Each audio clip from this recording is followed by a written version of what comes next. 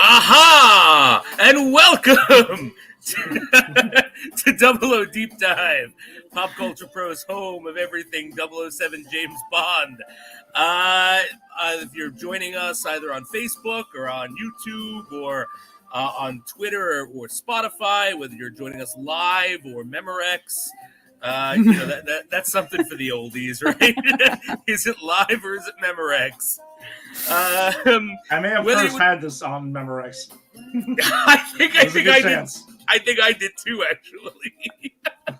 As always, with me, joining me today. I just noticed your name, Ginny. Ginny or Katya Offguard. Katya Offguard. Katya. I'm trying to say with an accent, you know.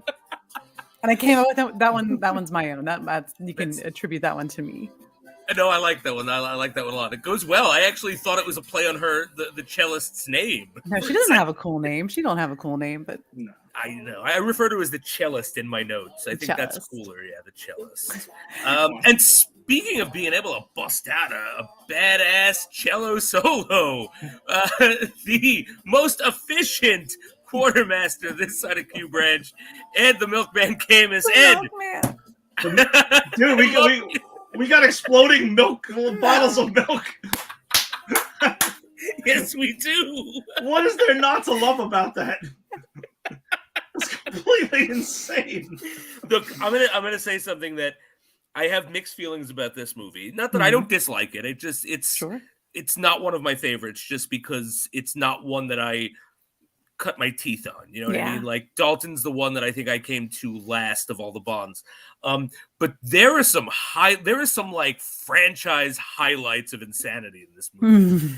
And the exploding milk bottles is up there.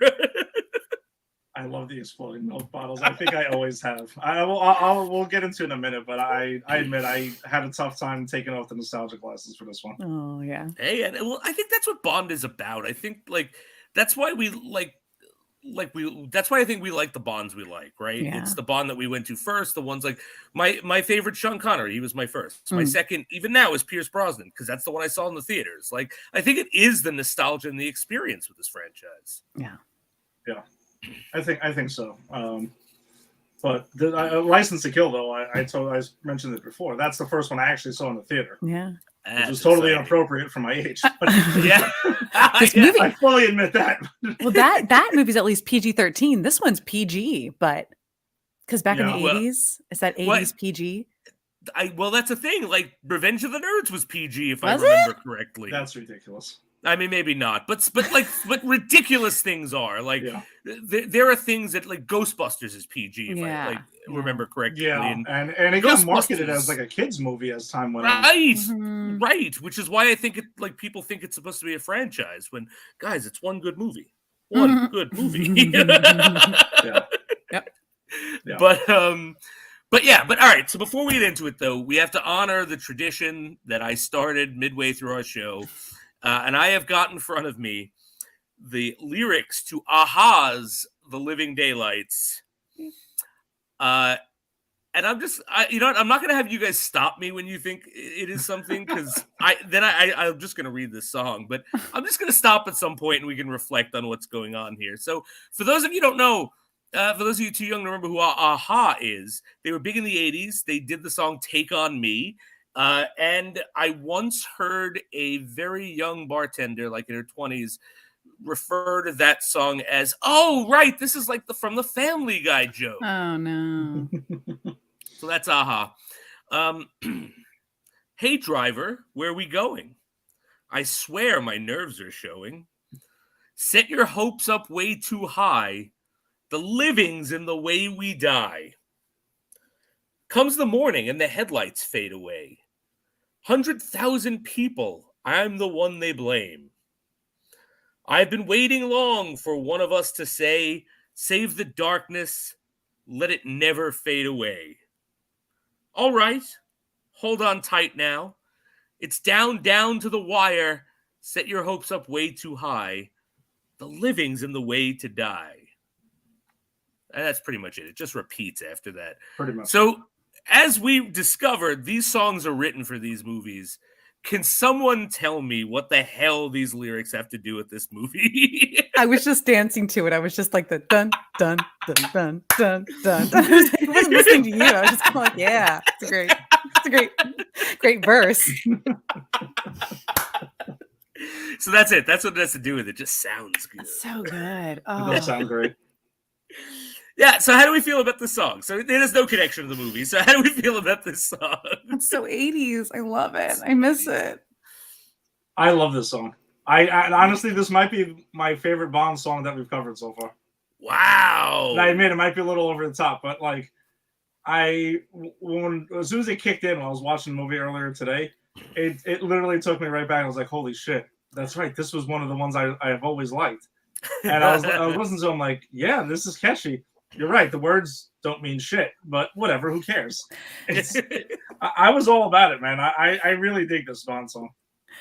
That's the 80s songs because this, I would think, or like maybe when I was younger, I confused this song and A View to a Kill. Oh, 100%. I can see that. I mix them up in my head sometimes. But they're so different. And I think this song is better than that one. It's just so 80s. And so, like, I want to parody, I want to sing, like, do impressions of all the singers when they do, like, you can do Shirley Bassey, like, she's got a distinctive voice, like Goldfinger. like, yeah. And it's, and I kind of can do this too, like the, dun, dun, dun, dun, dun, dun, dun, dun. It's like very, you know. Like you can just imitate it, and I love that even more. It's so good. It's so funky, right? Yeah, I find it to be super catchy. Like, I don't know how much I love it as a Bond song, but I do love the song. I just think it's like it's so catchy. It's so much fun, and it's like, whoa, oh, the living daylights. It's yeah. I like the song. It's super fun. Well, that's what I'm saying. Like it has obviously has the title of the movie, and it works it in, and it's catchy, and it kind of gets you into it. So you're like, all right, yeah. So that's, to me, that checks all the boxes for a Bond song that it needs to be. So whatever. Yeah, all right, fair enough. And I totally forgot who sang the song. I completely forgot. I was like, wait, what? Oh, really? Okay. They got a name. They got the name. That's right. Did Aha do a song outside of this and Take on Me, or was that it? That's all I can remember. That's all they needed. That's it. Okay. All right. It's all good. I'm sure they got a nice paycheck for this too. So. Oh yeah, and I'm sure they get some nice royalties, residuals, or whatever. Yeah. So I guess that leads us to the real question before we dive into the cold open. What does the living daylights mean? I know Bond says it at one point. He does. Living daylights out of her. Yeah. Right. Is that what he says? Yeah. I don't remember that until he said it. That was, I mean, I know that like scare the living daylights out of someone is like an old timey phrase, but it just, I don't know. It's just a weird title for this movie. That's all I'm saying. Yeah. It is. I'm sorry, Jenny. What would you do? What title would you guys pick? I mean, I don't know. This is actually based on an Ian Fleming short story. So nothing. You can't. Yeah, but the whole short story is just the sniper stuff. Okay. Well, like it has nothing to do with the Russian stuff or anything like that. It's all the sniper stuff. But I don't know what else. I don't know what I would call it. I'm just saying like the Living Daylights is a bit of an odd choice for the name for me. It's all. Well, wasn't it actually the book called Octopussy, or the story was called Octopussy and the Living Daylights? Well, yeah, because it's a book of short stories. And so they just they knew they were only adapting a part of it to start this movie. Correct. So I guess that's where they figured we'll just run with it, and that's about it. Yeah. I mean, that sounds about right. Well, she's key. She's key. She's key to the plot in a way. I don't like her, but yeah. She's very important to the plot. She's important. She's very important. She is absolutely. She is. I just looked it up, by the way. In the dictionary, in the Oxford Language Dictionary, the living daylights is used to emphasize the severity or thoroughness of an action. So he beat the living daylights out of them is to emphasize the thoroughness and the severity. So okay, all right. So this is a thorough and severe movie, I guess. Kind of. It kind of is. Yeah, Yeah, I mean, yeah. I think it's also when you think back to what this movie was, right? Like, so Timothy Dalton's first part of the first time as Bond, unfortunately, one of two, and then it was also kind of changing the tone of the series from the Roger Moore era, because we're not going to count the fiasco, with fucking Sean Connery returning again in the middle. Yeah, so, but yeah, so I think maybe that's what it was, because this change, there is a huge change in tone. Like, Yes. there is hardly any one-liners in this, no. and especially since we just watched the Pierce Brosnan movies, this tone is completely different. Oh, it's from so that. starkly different. Yeah, it's like watching a completely different franchise. The puns, No, lack very of much, puns. and I remember Dalton being like this, but like maybe it's just because of the order we're watching them in. Yeah. It was jarring, but not like in a bad way. I was just like, holy shit, I forgot how serious this movie was.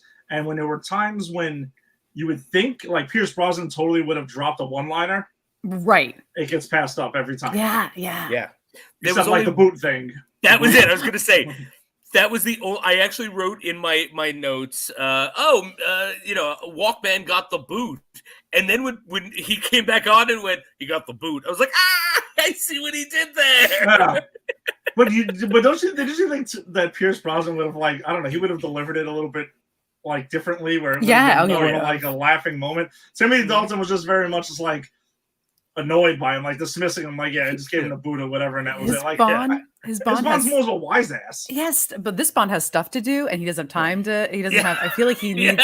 He has a job. He's a spy, and he has to efficiently. I don't know, do stuff. I forget about that. I forget that he's like. I don't know how to say it. Like a professional. Right.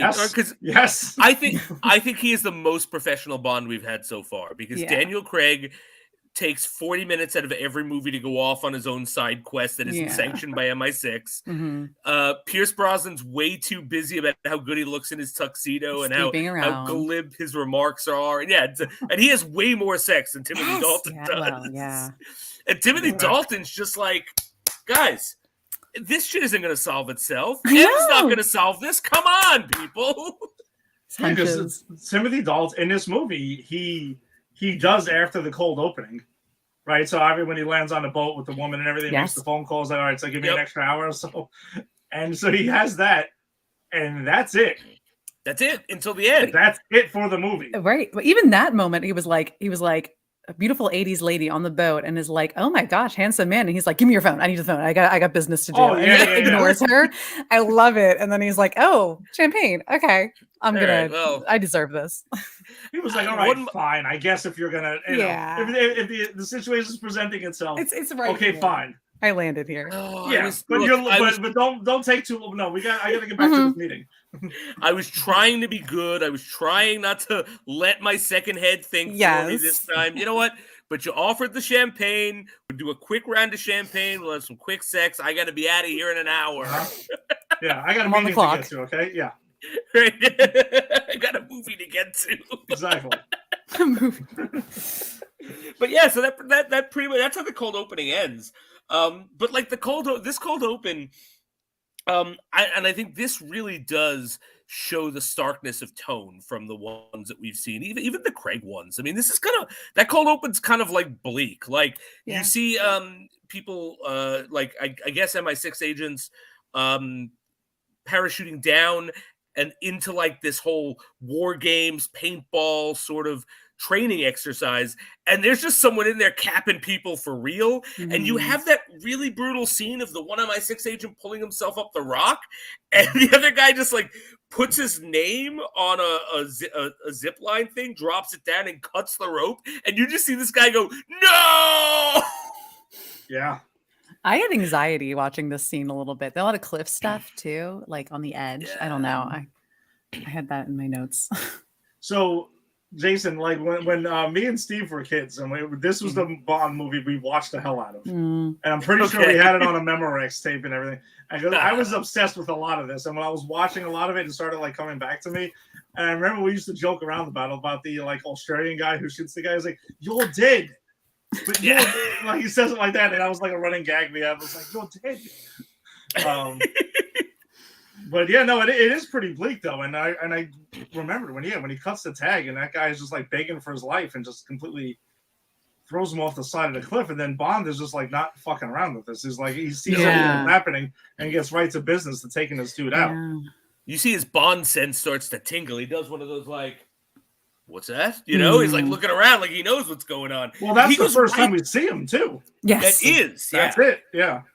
And I think it's an awesome introduction because he jumps right into it. Like, you know, I'm going to say, like, the guard's kind of dumb because, like, the car is, like, at one point, the assassin's in a car and Bond is chasing the car, or he's in the car, you know, wherever he is in this. And they just start shooting paintballs at the car. It's like, do you think this guy's playing a game? Like, get out of the way and get a real rifle. Yeah, those guys suck. But like pretty much Bond clocks this guy. Bond chases him down. There's a really cool like chase scene where Bond gets in the car and forces the guy off the cliff into the water, and then he parachutes out, which is kind of badass. Lets the guy die, and that's when he lands in the yacht, and he's like, "All right, I got another hour for this." It's so nice though. It's a little bit of.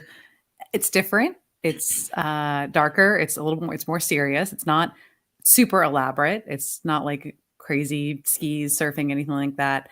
And but he gives you a little bit of he's still got it. He's still a flirt, and then into his intro, which I like. I was like, I missed that. I was like, oh, I forgot. It's a perfect hint of that. It's refreshing. It's not in your face. Right. Yeah. It's a more subdued. This is more of a subdued tone. This is not ostentatious. Like, because look, here's the thing. When we get to the end of the Roger Moore era, it'll be abundantly clear why they did this tonal shift. Like, love or hate Roger Moore. Like, Moonraker and A View to a Kill are ridiculously over the top. So I get why they. You have Christopher Walken as the. How the hell do you get Christopher Walken as your Bond villain? That's not my favorite Bond. I mean, how bad must that be? That just tells. It tells you a lot. Spoiler alert: when we get to View to a Kill, we pretty much know what you're going to say about some of it. But yeah, you're right. Christopher Walken should be the Bond villain. Yeah, I mean, he should be like the best of the best because he is. Like, if you were to put a gun to my head and say, choose one celebrity you think is a real life Bond villain, I'd be like, it's got to be Chris Walken, right? Yeah, I can see that. So, but you mentioned a total shift though. It's interesting because we just saw Die Another Day, and what we felt was getting Roger Moore territory at the end of it. As much as Jason and I didn't trash the movie, that was fun. That was fun, but it was getting there, and then they pulled it back with Casino Royale, the good one, and then they, again, like you mentioned, where View to a Kill was things were getting crazy, and they were like, all right, Living Daylights, we had to like pull it back again and rein it back into, to ground it more. And I think that also it's interesting because I actually have a quote here from Timothy Dalton. Nice. When he says, quote, "First and foremost, I wanted to make him human. Yeah. He's not a quote Superman. You can't identify with a quote Superman." And it's all referring to his run as Bond. I think it's an awesome quote. And I know he actually said when he got the role, he was like, look, what Sir Roger Moore did with the role was great. I can't do that. I won't do that. That was his take. So I think that's, and good on him. I think, I think without this run, I think we've said this before, without this very short run, I don't think we get the Daniel Craig run. Yeah. No, you're right.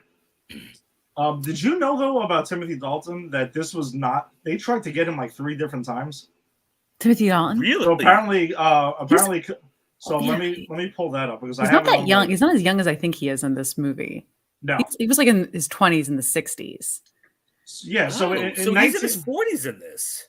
Isn't he? Or like something, maybe 30s? I don't know. So this is according to Bond, like 007 wiki or whatever. Okay. So it says Dalton had been offered the role in 1969 to replace Sean Connery after You Only Live Twice, and he turned it down, feeling he was too young for the role, and because it he had felt it was an imposing legacy left by Connery. So then after Moore, then he approached him again, and when Connery left again, then they approached him again. He said the same exact thing, so they went with Roger Moore, and then they approached him again after Roger Moore. Then they had him, and then Moore decided to come back and do another movie, and then they lost him again, and then they got him again, and then there was like something where he was committed to doing another film, which he's like, I can't, I'm already committed to this. Then they went around to I'm sorry, so what was it? Oh yeah, so they went after Pierce Brosnan, Yes. right? And they also screen tested Sam Neill. I love that. I love that Sam Neill was honest. I want to see that screen test of Sam Neill as James Bond. He's very sexy. Cubby shut it down. He hated Sam Neill for the role, apparently. Did not like him at all. Neill. No, I agree, but he just felt like he wasn't right for Bond. That's when they went to Pierce Brosnan. Brosnan turned it down because of Remington Steele. Yeah. And then by that time that got around to it, this Brenda Starr movie had wrapped filming, and then Dalton said he was ready to do it then. And in the meantime, Timothy Dalton's just playing like Heathcliff and Wuthering Heights and Mr. Rochester, like all these these dark heroes and like BBC productions and like doing stage work, which is great. Yeah, he strikes me as a guy who's like a thespian. Yes, you know what I mean. He is. And he is. And that's not. I'm not shitting on him. I mean, I loved him. He was a villain, a very good villain in David Tennant's run of Doctor Who. Yeah. So I loved him in that. Ed and I covered him on Doom Patrol. I love Doom Patrol. Yeah, I love him. Have you seen that, Ginny? Oh, the first season. I have to catch up. The first season's the best, in my opinion. But yeah, definitely catch up. But yeah, I mean, he's great, and that's all. Yeah. I love Timothy Dalton every time he appears. But let me ask you guys this: who would you have rather have seen? Timothy Dalton do some of those Roger Moore movies? Or do you think Roger Moore should have stayed where he is? Because I don't know. Timothy Dalton, for me, while you guys think about it, Timothy Dalton, his refusal to do the jokey and gaggy and over-the-top comic book stuff, I don't know. Maybe we would have gotten more grounded, better movies on some of those. Yeah, well, that's what I was going to say, is that if we did get Dalton, if he would have succeeded Sean Connery, then you have to assume that tone of that whole run would have changed. And then that changes everything moving forward. So, I mean, does he continue as Bond into the 80s, and does he keep going? Like, when does this end? Does his run still end at License to Kill?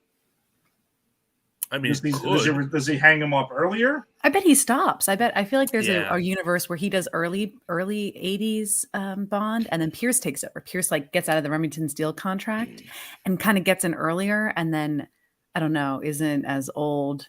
I don't know, into his run maybe. Yeah. If that makes sense. If I were looking into the alternate universe, I would say my prediction would be he does the first 3 Roger Moore movies. He does Live and Let Die. He does The Man with the Golden Gun, and he does The Spy Who Loved Me. Because those 3 actually are not that crazy over the top. They're really, I think they're good. Yeah, I actually love those 3. Yeah. I think those 3 movies are really good. But I think he reads that script to Moonraker, and he wipes his behind with it and sends it back and says, I am a thespian. I will not do this. And then I think like that, then I don't know if it's Pierce Brosnan, but I think if we got Timothy Dalton, we have someone else between him and Pierce. I don't know. Or we'll never know, but that's a great question. Or maybe they get Pierce Brosnan earlier. Yeah. Or maybe they snake him before Remington Steele. Yeah, but his run was too short, man. If I ever find a way to a multiverse, this is literally the stuff I'm going to do. I'm just going to go see movies, alternate versions of movies I know from this reality. Be careful. Be careful. You going to see Sylvester Stallone as Axel Foley in Beverly Hills Cop? Yes, oh I would see it. I would see it. I would see Casablanca starring Ronald Reagan. I'd watch it. And I know it's sacrilege, but I'd still watch the hell out of Reagan. Oh, Young Reagan, Dreamboat. Not a good actor, but Dreamboat. Dreamboat. All right, so let's get into the credits. What did you guys think of the credits? This is definitely different, right? Tonally different again from the credits. I remember when we did GoldenEye, Ed, you had said if I were going to pinpoint the stereotypical Bond opening, it would be GoldenEye. So like as a Bond opening, what did you guys think about these credits? So weird.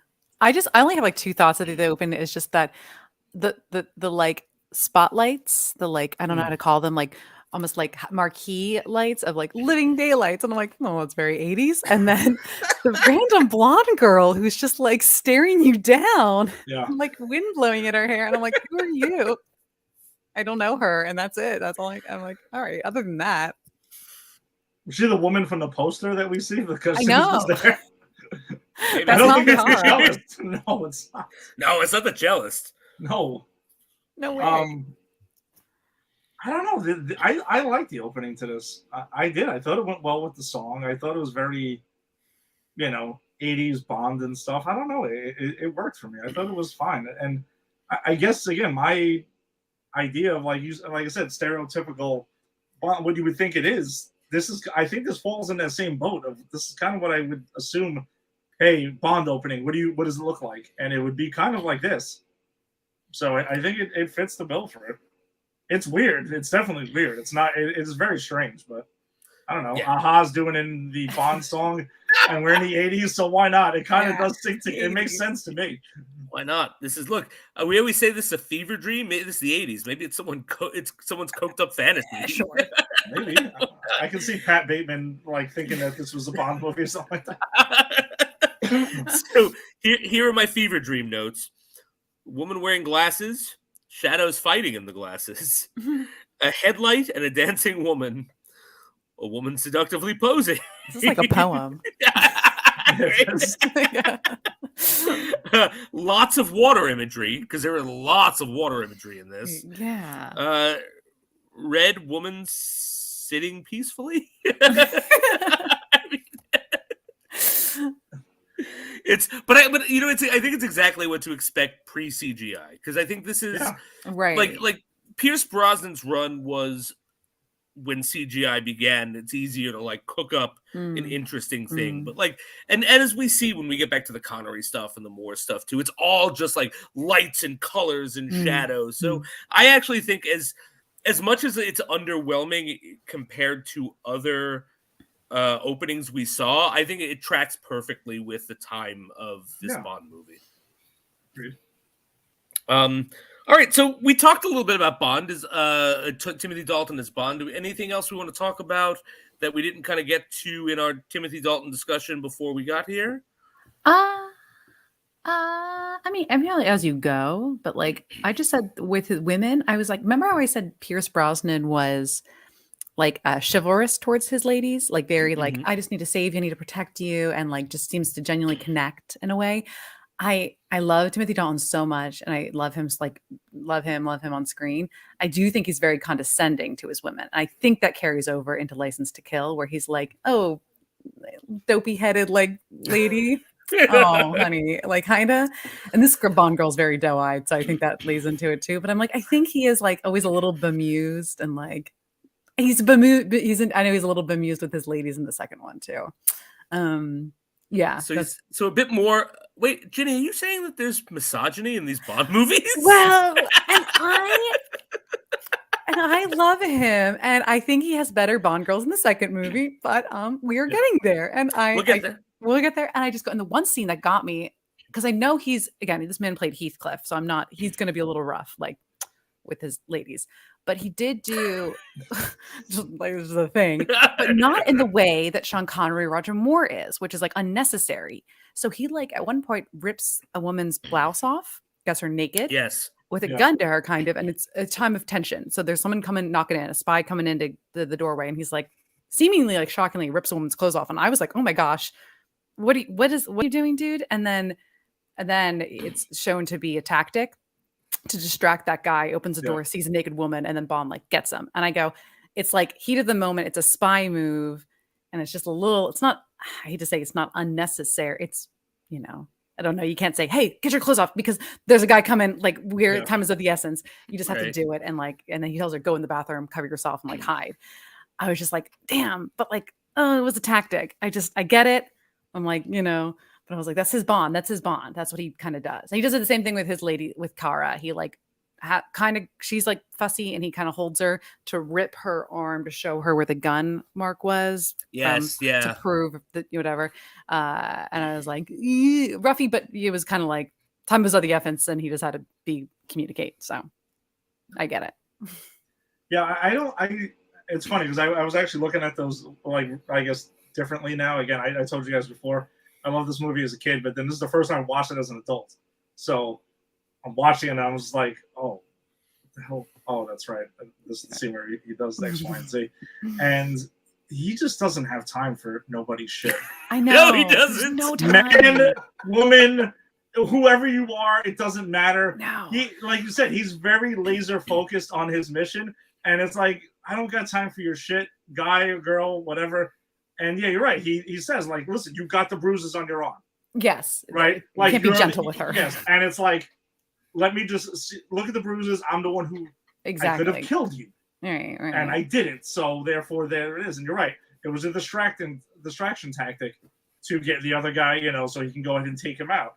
So I guess it would be more forgiving in that. Again, these are life or death situations. I had to forgive it. I have to. Yeah. I use my favorite Bond. Yeah. I'm probably just justify him. I was like, ugh, it sucks, but I get it. Yeah. Well, I'll be honest with you. I hated the part where he rips the woman's clothes off and buys himself 6 seconds. That's all he buys himself. But to his credit and to this Bond's credit, there's no licentious look back. He's not appreciating her sexually. No. He's just like, whoop.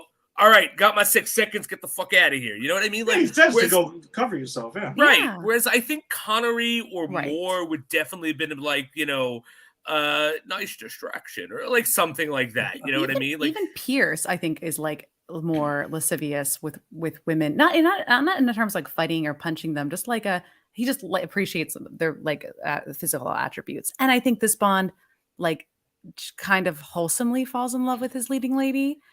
They're at a carnival and going on rides, and it's so dopey. But I was like, he seems genuinely. That's how he wasn't initially attracted to her, what have you, and he just seems to be she's so innocent and lovely, and I'm in love. Can we talk? Can we do that as a transition to talk about that whole thing? Because I thought that was weird. Yeah. Weird. What the? No, not that he falls in love with her or whatever. Yeah, no, the whole. I thought that whole thing was weird. No, okay, fine. So I wasn't the only one. I always think it's Bond weird. is portraying himself as I'm sorry, I'm gonna mess up the name. Koskov. Yes. Koskov, yeah. Koskov's friend. So that's his, and that's his girlfriend because yeah, and that's it. So he's like, oh yeah, I'm with him. I'm trying to help him out, and everything. So they're playing that. So I'm taking you. I'm trying to save you to bring you to your boyfriend. Yeah. But then he's getting real close to her, and they're at the amusement park and all this other stuff. She's leans over to him a couple of times. I'm like, when did the point happen where it went from oh, I am your friend to oh no, we're falling in love? What the hell was that? I think it is about the point where they get stuck on that air trolley and Bond goes, I made this happen. Now let's make out. and she's like, I know we shouldn't, but I'm I just feel I can just imagine my life with you. And he's like, let's make out. Yeah. So they just I don't know. It just seemed out of nowhere. It's not my favorite. It's not my favorite scene in any Bond movie. let's talk about the Bond girl then. Let's talk about the cellist, because I think that's the next step, right? Because to be honest with you, she is the only thing I don't like about this movie. She's one of my least favorite Bond girls, including a lot of totally 60s ladies. Yeah. She's completely forgettable. Yeah. And inconsistent. So yes. We start off with her being this world famous cellist, right? Which that's fine, that's cool. And then Bond is looking out for Russian snipers to help the general from Wonder Woman defect to the United States, because that's the guy who played who I forget his name. What was the guy in Wonder Woman? The villain. Oh no, that's not the same. This is the guy. It's the This same is- guy, isn't This it? is the guy from The No. Fugitive. Yeah, That's no, that's all not I the could same think guy. of. They're That's not. not Wait, the wait. same- The guy from The Fugitive isn't the same guy from Wonder Woman. I don't know. I No. don't think so. I'm They telling you look- right now, it's not. It's All not right. I know he's All from right, The all right. Fugitive. I can see Fine, where so- that comes in. I can see But where he that. looked all right. He looks so much like him. Fine. Call him the guy So- from the general from the Wonder Woman. Fine. So, so the guy who is trying to Roy. kill Dr. Richard Kimball, then Yes. Yes, there you go. Yeah, this is. No, the general from Wonder Woman is Danny. Huston. Danny Houston. Oh, but don't they look so look similar? Or very am I just similar. out Oh of yeah, my of mind? course. Yeah. No, they look Okay. similar. I can see that being an older version. Of him. Okay. I completely thought it was the same person, but anyway, so the doctor from The Fugitive, who is the Russian general who is wanting to defect, he's sort of trying to escape, and Bond has to shoot the sniper, and she's the sniper, and Bond pulls his shot at the end, wounds her, which we talked about before, and then you find out that she's this guy's girlfriend, and she was like there to make it look convincing, and she was actually, he set her up to be killed. Yeah. We find out, and then like Bond, against M's orders, goes back to look for her, finds her being investigated by the KGB, and like gets her the hell out of Dodge, and somehow they both fall in love, which I find that to be really weird. And also there are times where she forgets that she is not a spy and in fact just a cellist, because like by the end of the movie she's like telling the Mujahideen to go screw themselves while she rides off into the sunset to save Bond with a semi-automatic weapon. And I'm like, did you learn that in your conservatory where you learn to play the cello? What's going on here? Or that Bond was like almost thought she was like a turncoat, or not turncoat, like a double agent, I guess, on him. But she's so doe-eyed and so naive that I was like, no, she's always a patsy. She was always like, you should know that, Bond. You are smart in this movie.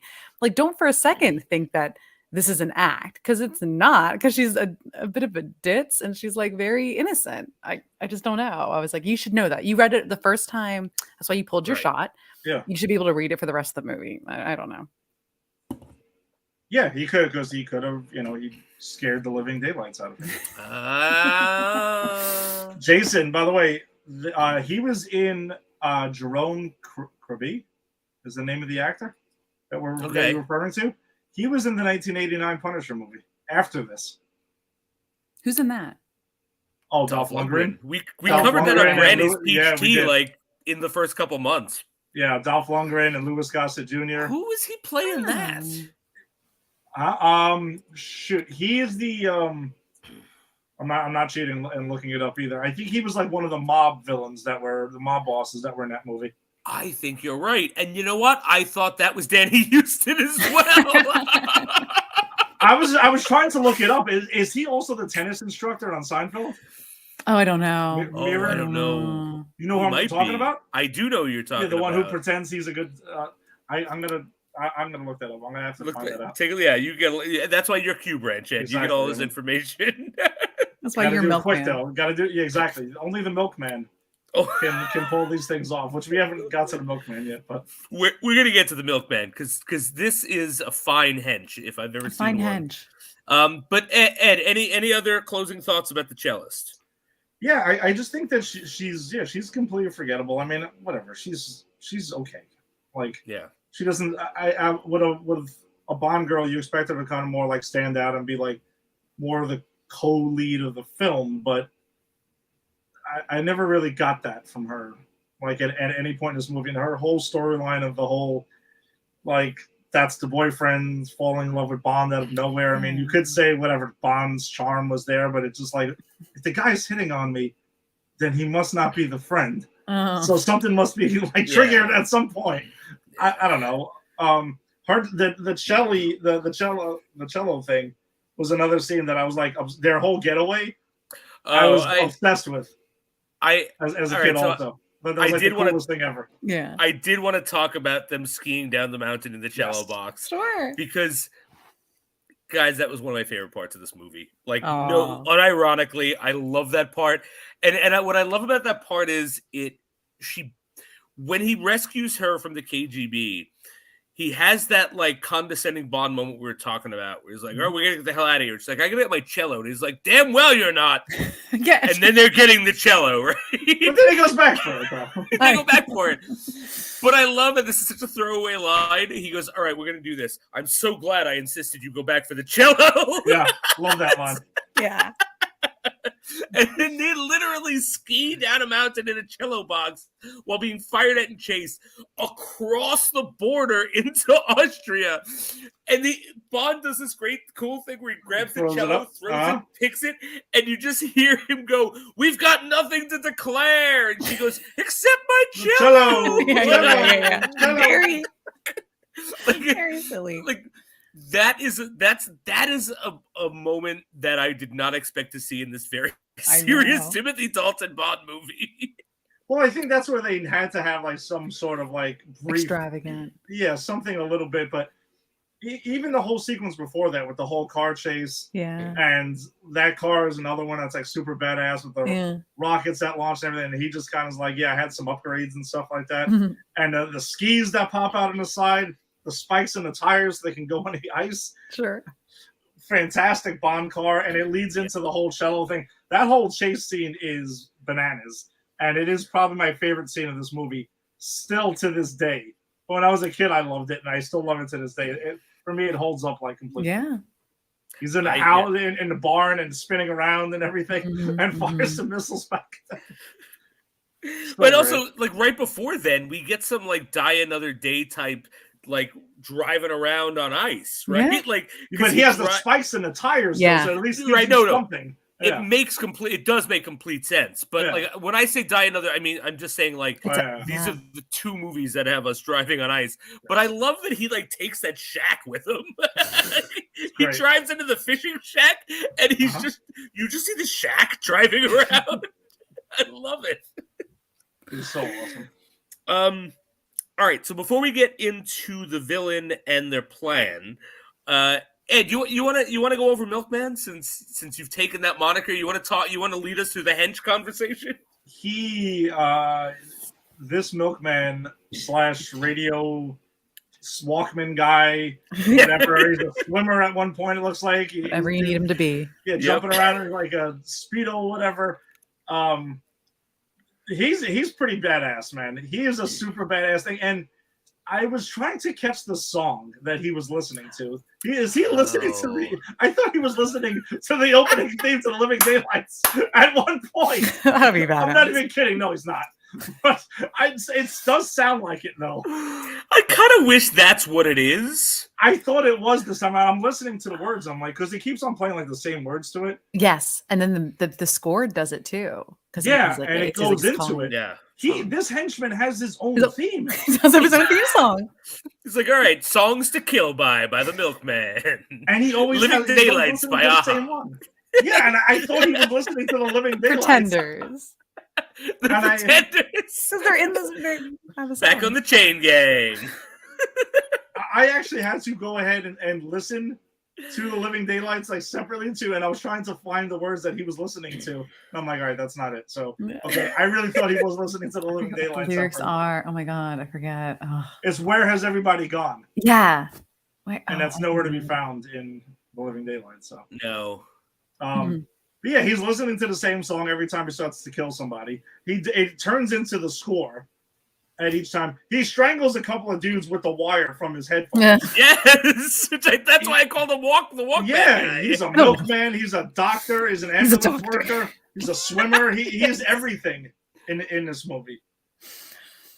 So he might be the best henchman we've seen so far. I think he actually rivals this guy from Tomorrow Never Dies, who we thought was actually pretty badass too. Oh, Yao. No, not Yao. And Tomorrow Never Dies. No, Stomper. Stomper. He rivals Stomper. I would want to see these two guys fight. But can Milkman can do accents too, can't he? Yes. No? Right? He can do like American. He can shift it. Because Milkman is also a thespian. He's an actor. Yes. He sneaks into the where they have Costco like held up at one point to fake, to rescue him or whatever. He takes everyone out in there. They're all like MI6 agents or whatever. Yeah. It's crazy. And you know what? I thought I was going to call bullshit on that moment, but they sold it really well because he comes in and, the MI6 guy sees him and says, "Who the fuck are you?" He's like, "All right." He starts to call it in, and they have this fight where he's like, with the MI6 guys actually beating him for quite a while, and then he's able to turn the tables and kill him. And then it's just like, I was like, you can't just pull a Han Solo and be like, no, nothing wrong here. But he doesn't. He's like, I think we got a gas leak. We got to get everyone out of here. Like, so I was like, oh, that's okay. Yeah, that could work. That's smart. Yeah, he's pretty awesome. Ginny, any thoughts on the Milkman? No, I was because I was trying to remember this. To me, this movie, when I love License to Kill so much more than this movie, that I think that blinds me, where I'm like, this movie's a little boring, right? It's just Russians. And then I forget they go to Afghanistan at the end, and I forget things go a little like nuts. And the henchman, I'm like, right, he's just like he's like this blonde dude, but I was like, he does so much and he's so prominent. I hate Grigori. I hate the douchey lead villain, doctor from Fugitive, because he's such like a bro-y Russian. I'm like, oh, yeah, annoying. He's so slimy. Yeah, come on. But I feel like he always plays that kind of role. Yes, and he does. Yeah, he always does. Very Necros is the milkman. Necros. Apparently his name is Necros. Not even know. I had to look Greek? it up. I don't know. He could be Greek. Is he Greek? He's Russian. He's Greek. He's whatever you need him to be. You know what? He's not Russian, because he does say when they want him to kill Pushkin, John Rhys Davies, which, tell me any of you remember John Rhys Davies in this movie. Sala from Indiana Jones. I forgot. No, I did. I remember that actually. Really? I remember him being in it. Yeah. I completely forgot. He showed up and I forgot. Is that John Rhys Davies? But when they want him to kill John Rhys Davies, he says, no, I've worked with the Russians. They know me. So he's not Russian. He's an outside contractor. Yeah. Okay. So, yeah, I completely see him as a Greek outside contractor. Why not? The Greeks can kill people. It's their time to shine. That's right. They invented murder, what with inventing everything else. All right, so let's get into the villains then. So the plan, guys, we have two villains, and which is Joe Don Baker, who is Mitchell, I think his name is Brad Whitaker. Whitaker. There you go. Brad Whitaker. Everyone's name is so boring in this movie. I just gave people their own monikers. All right, Brad Whitaker was Joe Don Baker, and he is a military cosplayer who's obsessed arms dealer. He's completely military cosplayer because someone calls him out what army did you serve in? Because from what I saw, that you were dishonorably discharged, and then you fought as a bounty hunter or whatever it was, a mercenary, and then you sold arms. Pushkin does it. Pushkin does that. That's right. And he's dressed as like a general. He's dressed in military outfit the whole time. So him and Grigori, who is the guy from the Fugitive. The plot is kind of a bit over the top. So Grigori is going to pretend to defect so he could feed James Bond information that implicates Pushkin, and then he trusts that James Bond will kill Pushkin, so him and Whitaker can do their arms deal. Pretty much, it's really just an overrated arms deal, right? Yeah, I was gonna say that I felt like the villain plan and the scope in a way was much smaller than the world ending every other time that we've seen. Right. It was a much smaller scope, which I kind of appreciated, though. To say the truth. I just think those villains are a little, besides Joe Don Baker, because I actually think he's used better in this movie, and essentially he's a cosplayer, kind of a-hole American is great. But then, he's clear. Wait, he's an a-hole American in a Bond movie? Oh no, Jimbo. But Grigori is so dumb, and I'm like, you're like, you're not fooling anyone. You shouldn't be fooling anyone in MI6. Like, I don't know. I also go, I'm blinded by License to Kill. That I think those villains are just dynamic and just interesting, just Yeah. more and something new. And this isn't new. This is a little bland. A little bland. I agree with you. I think License to Kill does what this tries to do. License to Kill gives us a grounded villain plot because it's like it's the cartel kills Felix Yeah. Leiter, right? And then he's like, "Fuck you, I'm going to kill them. That's my license." You know, that's the movie. But I think this, for all of the steps that we're taking, for it to just be an arms deal, like either it should just be a straight arms deal without all of this extraneous stuff, or there should be something. I thought there was going to be something else. Like, I thought I was misremembering. I thought at the end it was going to be like, yeah, well, we're doing this arms deal, but really it's this. Right. Yeah. And it just isn't. It's just this arms deal. And to be honest, I like Joe Don Baker. I like Grigori. I actually like those actors, and I like their performances here. But I just don't think that there's much of a like villain plan. Like, I just think it's a very lackluster plan.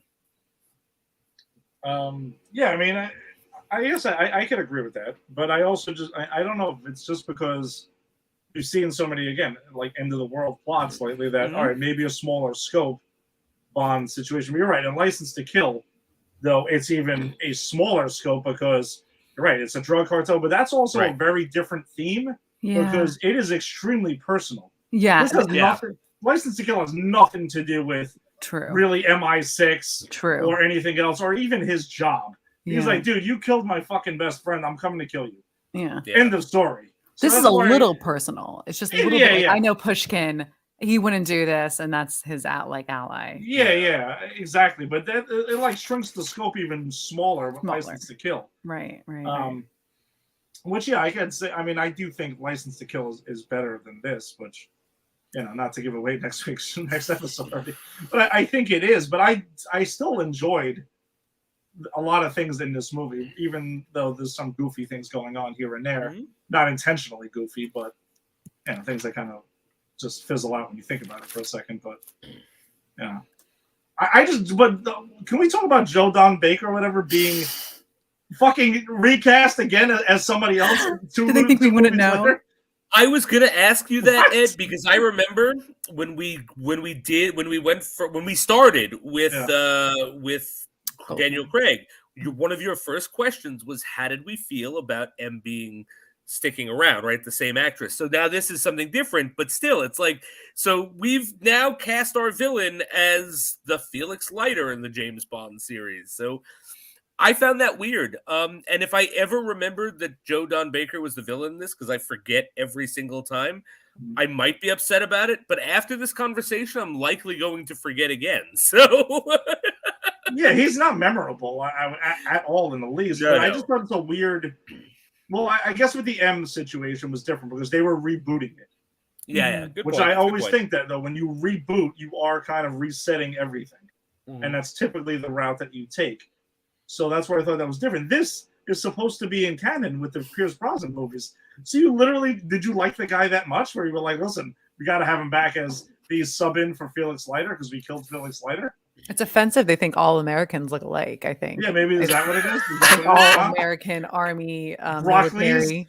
Yeah, broccoli. Yeah. Is that what you're trying to say? Is that what you're trying to say? Oh, yeah, all Americans look the same, all dumb Americans? Because let me tell you something, Joe Don Baker looks nothing like the 26 other people to have played Felix Leiter. Exactly. Because it's literally a different person in almost every movie. Yes, that's look true. At the guy in this movie. Like, we get like him, Felix Leiter, by the way. Can we talk about that? He's not the same guy from the next movie. He's totally not. No, he's totally not. Different guy. Yeah. Who is he?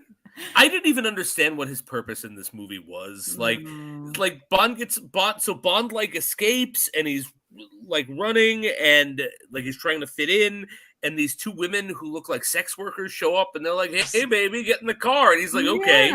And classy move on Bond's part, right? And again, this is a Timothy Dalton Bond move, because Roger Moore would have been like, all right, I got an hour, but he was like, all right, ladies, no, I'm not going to party, but here's some money anyway, Yeah.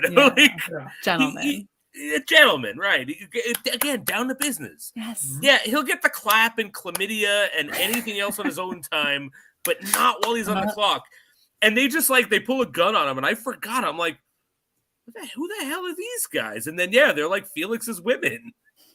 He's like, it's like Charlie's Angels with Yeah, Felix Leiter's own little thing he's got going. Because when we see Felix Leiter again in the movie, they're just like hanging out with him while he's like on a radio or something. Right? Just there. For sure. Still in garb. It's so weird. He's like, hey, it's still the 60s for me, James. But yeah, so it's a weird Felix Leiter moment. Although, happy to see him. Always happy to see Felix Leiter. Yeah. That's so funny. Yeah, that scene is so short. It's I thought so I missed short, something. I was like, I don't remember him being in this movie. It's almost like they have we have to have Felix in the movie at some point. So what can we do? We'll just make him have his own little team on the side, I guess. We've got to remind everyone because we're gonna kill him in the next one. Maybe. Yeah. And then, all right, so that's the Felix stuff. We have not done Q Branch yet, right? No, not yet. So let's do some Q Branch, and then we'll hit on anything we might have missed. So this is what I clocked for Q Branch. You guys add in anything I might have missed. We have a Ghetto Blaster. Yes, which we do. is a boombox rocket launcher, and I love that Q goes, the Americans are having us create this for them. Because we're not going to give it to Bond and have him walk around with a boombox. That won't fit. That No. won't fit in.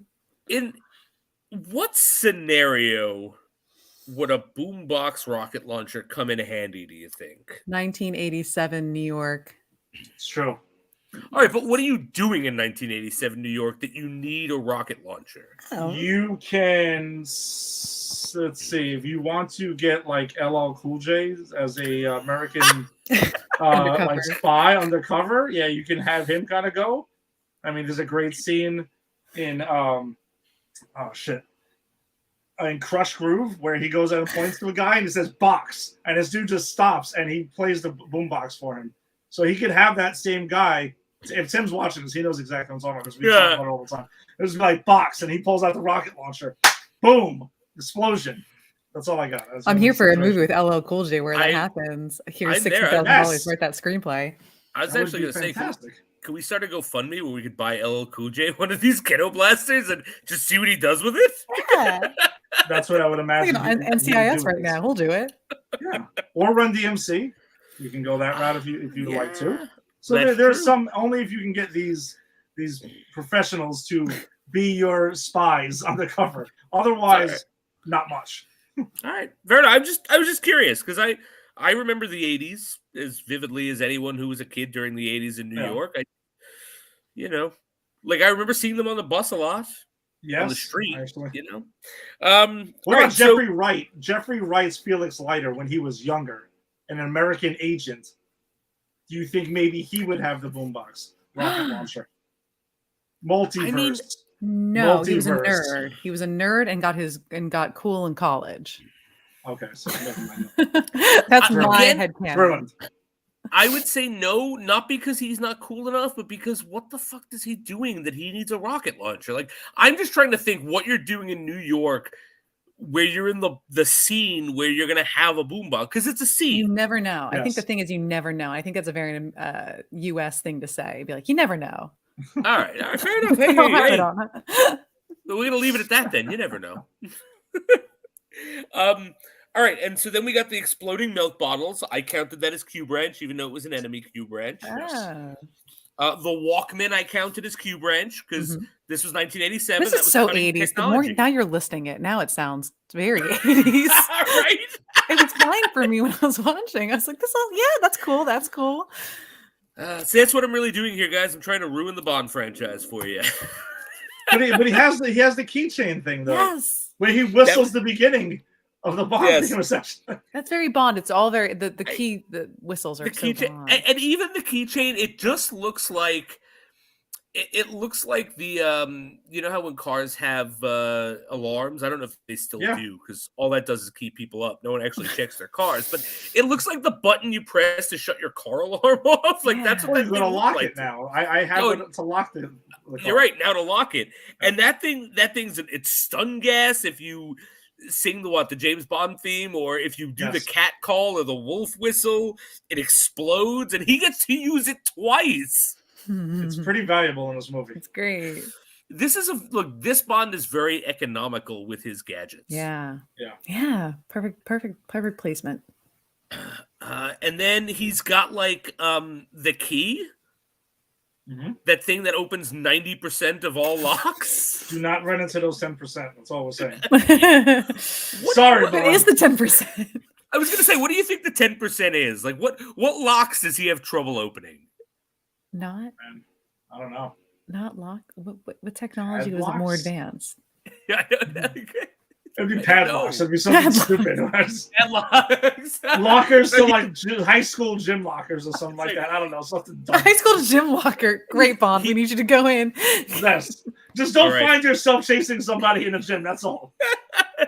All right, we've got to get this gym locker open. I've got my. Oh, it's a combination lock. Shit. This won't do any good in a combination. You.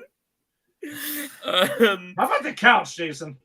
The couch. What Oh is my with god, the I forgot. couch? I forgot to clock the couch. The couch that absorbs, you sit in it, and I don't know. What the hell is that used for? Whenever Bond, he sets it up in Bond's apartment at the Yeah. time, and then just in case someone wants to come over, True. they send him to, I don't know, the Phantom Zone. I have no idea where that goes. Every piece of furniture must be, in like a certain setting or meeting room with another spy. Everything has to be booby trapped. Yes. Everything should be Yes. booby trapped. Yeah. I guess if Bond finds himself in a spy versus spy scenario Yes. where he's running around rooms with the Russian version of him and setting booby traps, that couch might come in handy. So Spy vs. Spy, mad? No one? Yeah. I actually used to own that Nintendo game, Spy vs. Oh my Spy. gosh. It was one of the stupidest but most fun Nintendo games. You literally just ran around a 6 to 10 panel board, booby trapping shit, in hopes that the other spy, who's the computer doing the same thing, goes to booby trap something you've booby trapped and you kill him. But he's also doing the same thing to you. So you could also. Not Yeah. the best game. it's good for about 10 minutes. Yeah. All right, and then the car, which you talked about, Ed, right? We got the laser cutters.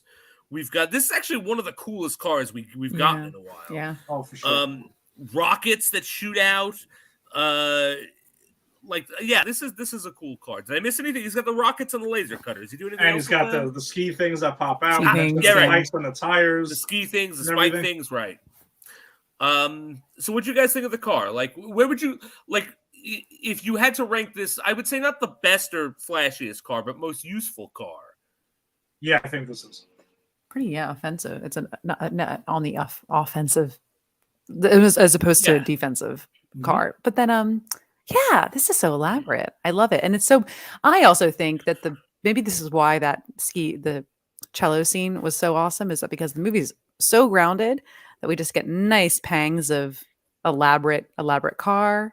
I don't know, elaborate action sequence, but not every scene, and not every scene has a pun. So you get a few puns. You're like, oh, how funny, how hilarious, Bond. That one pun was great. Or that, Yeah. I think that hits. Yeah, no, for sure. Oh, that's why I said when who was the milkman, Ed? What'd you say his name was? Necros? Necros. When Necros dies, he is actually a cool death because Bond escaping from. Actually, this is a fun scene. Bond's in the plane and he's escaping, and you just see the cellist drive up. And this goes to what you were saying, Ginny, about how just exasperated he gets because she's like, James, let me on. He's like, he's trying to get her to go around, get in the back where you can actually get in this plane, and she just goes, huh? And he's just like, oh, Jesus Christ! I mean, He ain't got It's a no while. time. He has no time for nobody's bullshit. no, he doesn't. And then, lucky for her, she gets it because I think he was about to just take off and leave I think her. so too. Because what was she gonna do? Just keep driving alongside him? Uh-huh. It's like you don't get it. I got a job to Okay. do. But yeah, so they get in that plane and they fly off, and then Necros is there, and Bond is also. This is like the opium, and we're gonna get to the Mujahideen, by the way. I'm not forgetting them, saving them for last. But so Bond is working with the Mujahideen, and this is their opium that they've sold, and they're trying to get like money for guns or whatever to do. Beat Russians. Beat the Russians. That's right. It was the 80s. That's what they were doing. Yep. And then, but Necros comes out. So Bond puts a bomb on there, but then also gets the plane with all of the opium. Yeah, And Necros is there, and they have a fight while Bond's trying to get rid of the bomb. And it's my favorite witticism of the movie. Not that there are many, but like they're fighting, and Necros is about to fall out. Like he's literally being held on like by his boot or whatever. And Bond cuts the strap and grabs the boot and falls. And of course, Bond goes in, and the cellist's like, "What happened?" He's like, "He got the boot." I love how they always have to ask. Someone has to ask him what happened. Right. They always have to drop the line. Well, because unlike Pierce Brosnan, they're not making the jokes for themselves. Exactly. Yeah. I mean, Pierce Brosnan would literally stop, mugging the camera, make the joke, look around, and go, "Yeah, I know no one's here. I found that shit funny." Timothy Dalton is using his Bond as coping with the fact that he killed a man. So Right. he's using humor to cope. He got the boot. And by the boot, I mean I dropped him out by cutting his bootstraps, and it's actually weighing on me very badly right now. Let's keep going. Let's just keep flying. We still have a mission to get to. We're about to crash. Let's get this, because he comes in, and then she's like, he has her take over, and he comes in, and he makes that line, and then he's like, "Wait a minute, you're about to crash," and then he like jumps in the seat. I'm like, "Wait a minute, where did this crash come from?" Oh, you realized. Yeah, and then they pretty much the fuel's running out, and then they jump on a fucking truck and find their way out of the back with a parachute. Yeah, it's Yeah. That was It's kind of kinda cool. nuts. I like that. A lot of I plane was work. fine with it. It's not something I would have thought of. And then of course he gets to Joe Don Baker and kills him with the bomb. That's how he kills him, with the wolf whistle, right? And then Pushkin comes in and finishes the job. And there's this whole thing where Pushkin pretends to be killed. Bond pretends to assassinate him, which I actually, the credit I'm going to give this movie is I think this is the most spy shit we've seen Bond do in a while. Yeah. Mm-hmm. Yeah. Like, this is like, I'm going to pretend to kill you, and you're going to pretend to be dead, and then I'm going to take the fall, and it's all part of this master plan. It's not like, I'm Bond, James Bond. Give up now. You know? I think I like the Mission Impossible series. I like really love them, actually, like not ironically. And but I think they take stuff from this. I watched a movie where I was like, this seems so familiar to me. What's going on? It's literally someone getting shot from a concert on stage with a gun. It's like an assassination attempt, and it's like these fake assassination attempts that happen kind of, in a few movies. And I'm like, these are very, I think there's, we have things to take from, but I could see that completely. they're very spy heavy, very spy. Love the Mission Impossible franchise. Absolutely love it. Maybe that's our next deep dive, guys. Maybe we should go right to Mission Impossible after. There's this. a lot of them, so we'd be fine for a little bit. You could do the TV show too. I would watch some of the TV show. I've never seen the TV show. I've never seen it. Nice. I've seen some of it when I was a kid. It was just a spy show. All I know is that my favorite story is in the 90s when that movie came out, the first one. Martin Landau was at the opening, and Kennedy, the VJ from MTV, was there covering it. Kennedy. And went, "Oh, who are you and why are you here?" And he's like, "I'm Martin Landau. I was in the original series." Like, he got so angry, and I'm like, "How dare you not know who I am and why I'm here?" All right, so that leaves us with the Mujahideen and the last, I guess, half an hour of this movie, which 20 minutes of the last half an hour of this movie is in Afghanistan, which I completely forgot we go to Afghanistan, guys. So did I, actually. I actually did forget that. So we go to Afghanistan. I think it's a cool, so Bond gets abducted because what's her face? The cellist sells him out. Ara. Yep. Yeah, and she sells him out, and then realizes when he was like, I'm the one that's the scene. I'm the one who shot you. I could have killed you. And then she realizes it's true love, which is weird for me, but whatever. And then she's like helps him while he's being transported to Afghanistan, and then they get there, and Gregory sends them both to the prison, and Bond uses the stun thing for the first time, and that's how he kicks the hell out of like a very believable looking pot-bellied like Russian guard. Yeah. No, he was weird. He I thought was he short, he was a like little weird, yeah. But believable. I could completely see that being a guy who's like just abusing prisoners for the Russians. Oh yeah. And then they escape, but while they're escaping, they are helped by what we are told is a Muslim man. That is made clear. Someone mentions Allah to him, and so that's how we know that. And he does it like he kind of helps Bond at the end, and he gives Bond like a look like, please help me. And Bond throws him the keys, and good thing he did, because that's the head of the Mujahideen. I just go, he's such a little like, it is kind of funny that he's like, seems like a stock character, like, I'm a prisoner, please let me out. And then he's like very poised, has this British accent, and is like, look at the shit, like the shift. It was a big shift, because I actually forgot all of that when I watched this today. And I thought this was like, oh, this is going to be like a punchline. This is going to be funny. No, guy's like, I'm Cameron Shaw. This accent, well, that's because I was in Oxford, But Ed, what did you think about like this switch from like stock character to head of the Mujahideen, which is very important to the plot after this? Like I said, I guess my memory of the movie was pretty choppy at times with this before today, and I completely forgot that was a thing. And I'm like, oh shit, that's right. They do end up doing this entire whole thing at the end.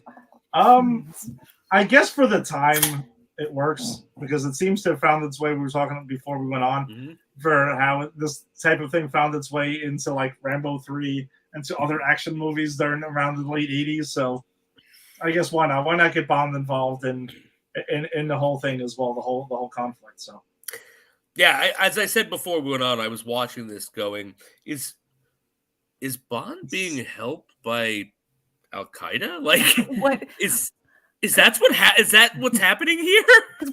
My husband was like, he's like, because he was like explaining, reminding me, and he said the Mujahideen, there's like not all the Mujahideen were Al Qaeda, but all of Al Qaeda were a part of that group. So that's kind of where it stemmed from.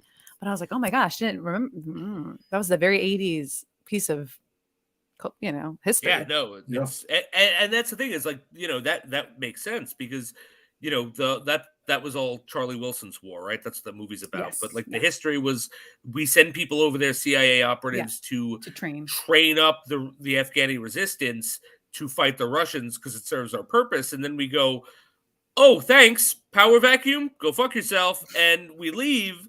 And then people take over that maybe shouldn't be take over, and maybe not look at us in the best of lights, considering we use them and set them to fight a war and back down on them. But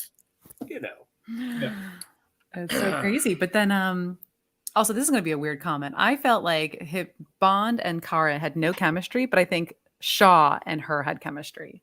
Is that weird? That's weird. That's not good. Like, I don't know, an ally having chemistry with a Bond girl. It's very strange. Well, even at the end, right? Because this movie ends with her at the conference. She gets a visa to go anywhere she wants. She's she can't defect, but she's no longer being held under the terrible the terrible rules that the rest of the Russians are held to, I guess. Like, she can come and go as she pleases. And like, he shows up, him and the Mujahideen show up at her concert, and he's like, oh, sweetie, it's good to see you. Yeah, they're buddies. Because Bond is waiting in the back, yeah. Oh my god. And when we see her and Bond together, it's just, I pull you here and I dispassionately kiss you, but I agree. I think Shaw has way more chemistry with her. I don't know. It seems like an actor. I think they probably just hit it off, but whatever. I watched. Ed, have you in your research? Did you see that they were married or something? No, I did. I should look that up. Hold on. Because I will dock that. I was like, does as I think Pierce had chemistry with like everybody. I think Daniel Craig is good about having a lot of chemistry with like every actor, male, female. And then I go, I think Timothy Dalton, and I love him. I go, no, these two are like, to me, nothing. And the fact that this is a ding for me. The fact that she's the only Bond girl and she's so blah. Yeah. Yeah. Like we've had blah Bond girls in the Pierce Brosnan run, but there are usually two of them. So usually I thought Natalia or Natasha, whatever her name was from GoldenEye, not one of the more blah ones for me, but I've also got Zaini on the top, so I can't really complain. You know exactly. But here, there's just her. Speaking of which, did you notice the scene where Moneypenny is looking up female Russian like spies and stuff, and the first person she mentions is a Russian spy who does not look anything like Zinnia Onatop, but is like she also crushes people with her thighs. No. And, I missed that. Yeah, but she has a different name. I thought it was funny. I'm like, so there are multiple Russian spies in this universe that crush their people with like their thighs. It's like the Black Widow Academy, except yes. for thigh crushing. I was waiting for the name. I rewound it just to hear it. I was like, interesting. Is she gonna say Zinnia Onatop? Like that would be so cool. That would be awesome. Man, I should have had her in this movie. Imagine.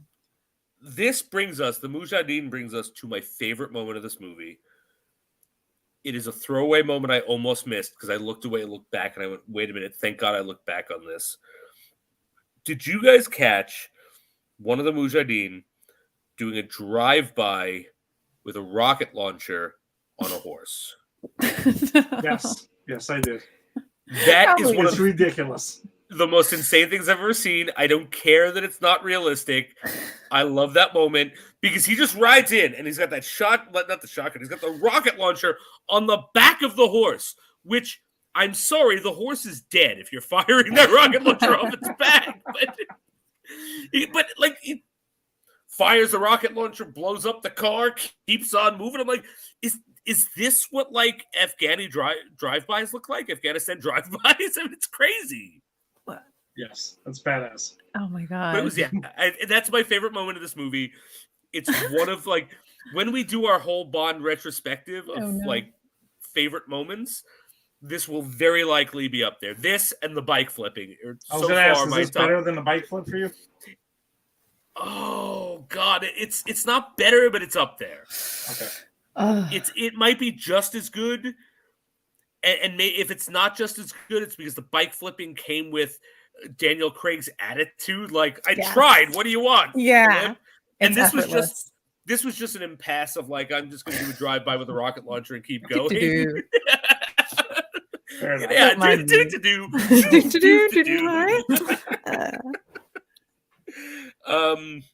But yeah, I guess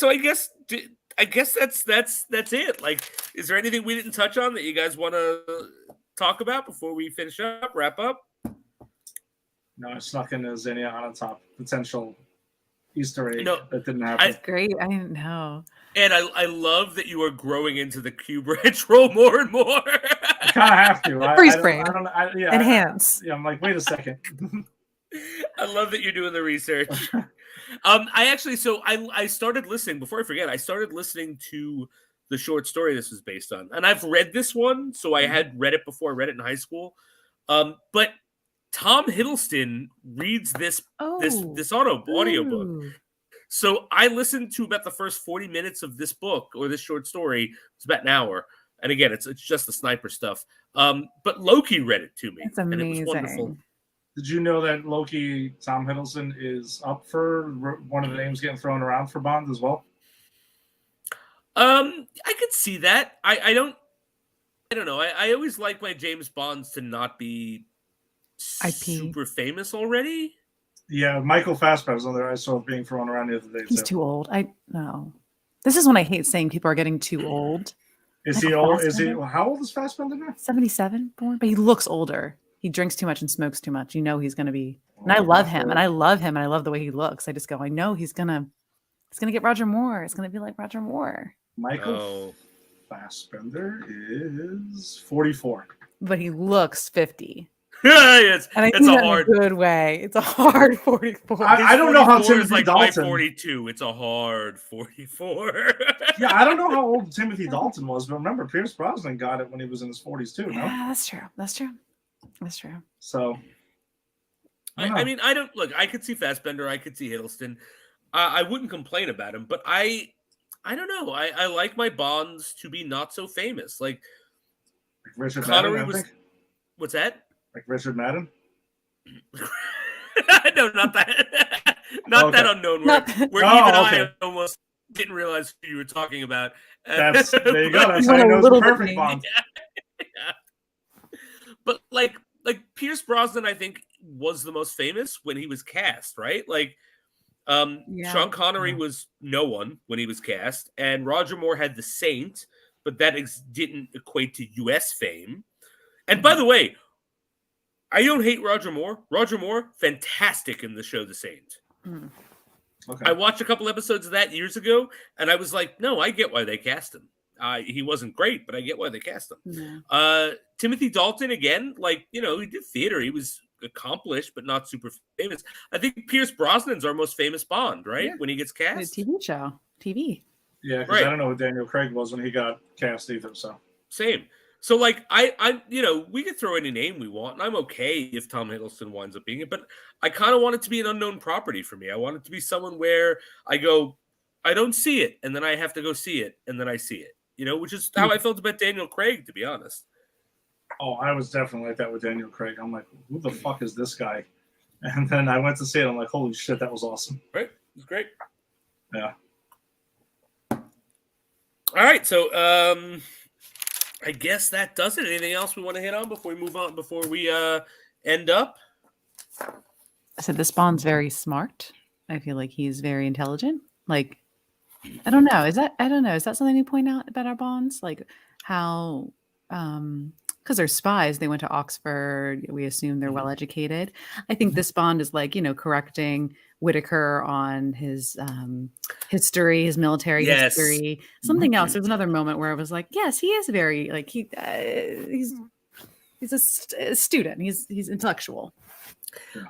Completely. And also, the only Bond to wear a sweater, maybe? Did you guys catch the sweater Bond? Yeah, Yes, we with the did little catch the like sweater. white collar. Yeah. Yeah, it looks It's like great. Casual Bond. I was digging it. This Yeah. Bond looks great in a black button-up. He's the best looking Bond in a black button-up, I'll say.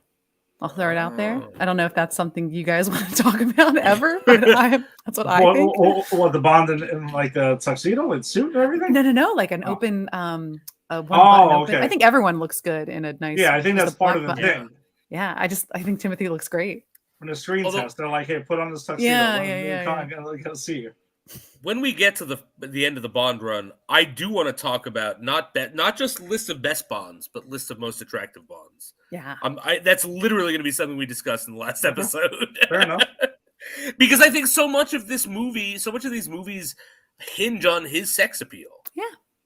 And we've talked about sex appeal a bit, but I think when we get to the end, we can really distill who the sexiest Bond is. I'm sorry, Ginny, go ahead. And I'll just say this Bond, if we're on that little topic, is that I think he also doesn't realize how attractive he is because he's so into the mission, where I think Pierce does know and is really using it. I think this Timothy Dalton is like, oh, okay. And then he's like, but he's very striking looking. So I think, yeah. But I think he wouldn't know that. I like that. It's the Bond who doesn't know he's hot. Sure. Yes. That's my fan theory. All right, I love it. I can't wait for the slash fic to come out. Ginny, you All gonna right, read I'll that start slash fic? I'm You read on that it. slash fic? I didn't feel it. Oh, I look. I'm sure that exists. I It did. has to. Yes. Oh God. You know it does. All right, so I guess that brings us to the end of Mission: The Living Daylights. So there's just one more question to ask, and then I'm gonna read off the plugs. But Ed, was this a success? Was this a successful mission for Timothy Dalton's James Bond? Absolutely.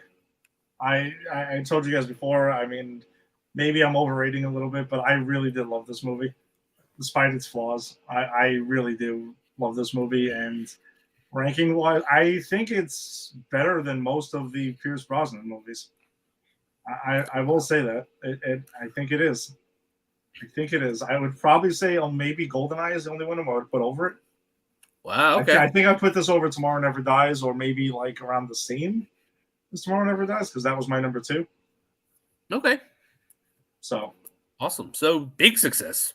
yeah, no, I admit that this was the first Bond that I actually watched straight through and everything, and it kind of got me into the character and stuff. That's where I got to see like the car and Q Branch and everything come together for me. So this, I guess, in some ways, this was growing up. This was my ideal Bond. Yeah. This is what in my head what Bond was. Yeah. So Nice.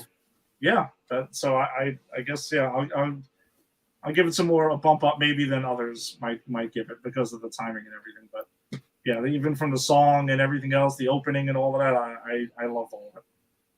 Awesome. All right, Ginny. Success. I think I would remember not having a lot of highlight. I remember thinking this was more boring than it was. Then it's very exciting and actually funny and kind of just more interesting. Especially the last like half hour. I was like, oh my gosh, how did I forget this? This is a success. I don't know if it's my favorite, but it's a success. And I always wonder why people didn't like Timothy Dalton and his run, because I think both movies are great. Right? I don't. It's so interesting. I think he gets a bad rap because he just did 2 of them, to be honest. Yeah. They were 2 very tonally different movies than what people were used to. I think that's why he gets his bad rap, to be honest.